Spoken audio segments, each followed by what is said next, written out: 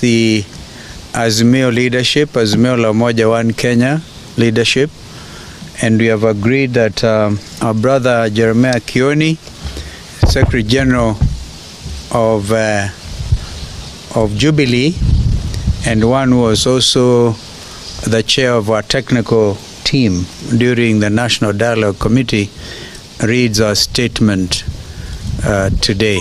Mheshimiwa Jeremiah. Asante.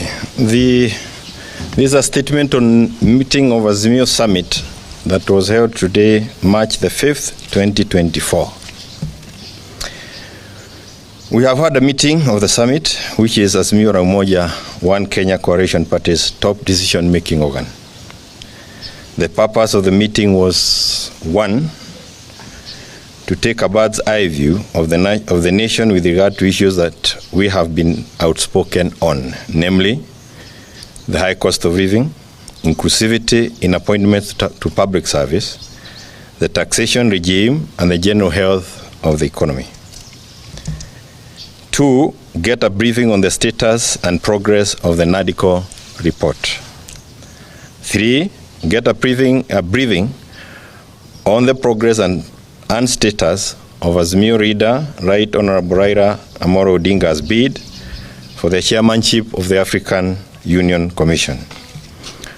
On the state of the economy, the summit maintains that the view that the tax burden being borne by Kenyans is unreasonable and unsustainable.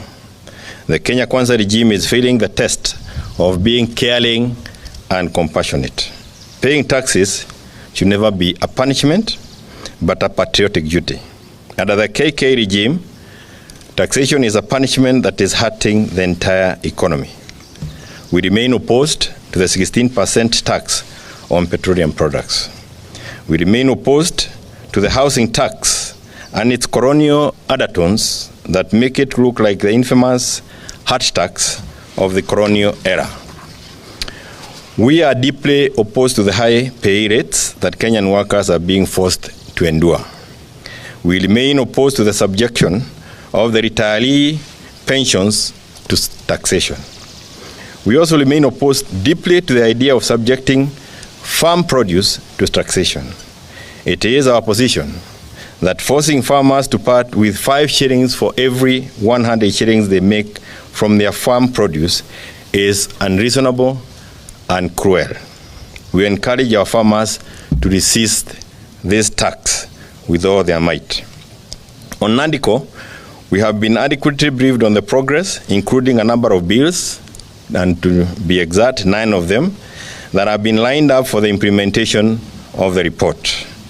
We express gratitude to Parliament for the adoption of the report that was a product of a bipartisan consensus and wide public participation. We retain the view that the report must be implemented as is. It is also our position that the processing of the NADCO report and the bills should be fast-tracked. Regrettably, we have also been informed of forces within KK, in and outside of Parliament, who are determined to undermine the report and the bills. We notify those forces that should any efforts to undermine or tamper with the report succeed, there will be very heavy price to pay. In this regard, we call on Honorable William Ruto to rein on the speakers of the 2 houses of Parliament and a number of members of the National Executive who are hell-bent on derailing the NADCO report and the bills. Those leaders have clearly demonstrated a determination to delay, and even kill the NADCO report, which is a negotiated document that pulled the country out of hostilities to the peace that obtains today. Nobody should take the present situation as a given or for granted. We also express support to the principle of the 2/3 gender rule and its inclusion as part of the NADCO report. On the issue of the Right Honorable Raila Odinga's bid for AU chairmanship, the summit reiterated our earlier stand as a coalition to support in every way we can to ensure that Mr. Odinga takes the seat. It is our position as a coalition that it is in the best interest of the country and the East African community that Right Honorable Raila Odinga takes the seat. To this end, we very much appreciate the support of our neighbors and those across the continent who have extended their support to Right Honorable Raila Odinga. We are also encouraged by the personal efforts made by our party leader to win the seat without relying entirely on the endorsement by the state. And we are committed to reach out to friends and fellow leaders out there in support of our leader's bid. The meeting also strongly welcomed the efforts of our country, Kenya, to back Honorable Odinga. We agree this is not a partisan political issue, but a matter of national pride and image. We are united on this. As a coalition, we are committed to stay united and stay the course of holding the KK regime to account and to fight for the rights and dignity of the people of Kenya. In that regard, as we support Honorable Raila Odinga for the AU position, we will also support the right of Kenyans to an affordable living, lower taxes, and a functional economy that guarantees decent livelihoods. End of statement, and I thank you.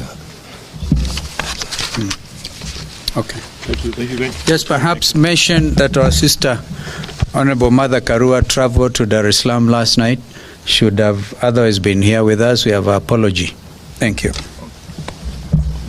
Well done. Kuna swali?